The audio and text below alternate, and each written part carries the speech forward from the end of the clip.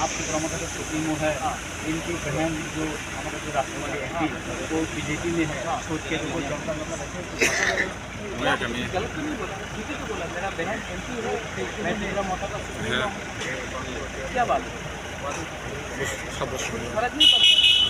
वो अपना काम कर रही है, मैं अपना काम कर रहा हूँ, लेकिन हाँ हम लोग अलायंस पार्टनर हैं ना, तो मैं एक ही बात विकास को बोलना चाहता हूँ कि आपको अगर क्रिटिसाइज करना था तो ओपोजिशन को क्रिटिसाइज करते, ना कि अपने अलायंस पार्टनर को।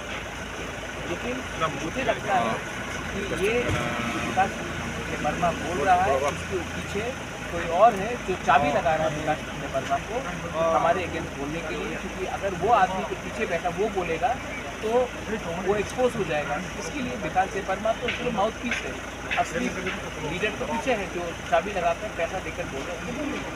मुझे कोई फर्क नहीं पड़ता। और विकास वर्मा से भी आप ये सवाल पूछिए आपका लीडर कौन है। मेरा लीडर भगवान, उनका लीडर अगरतला में बैठा है, वो तिपरा सा भी नहीं।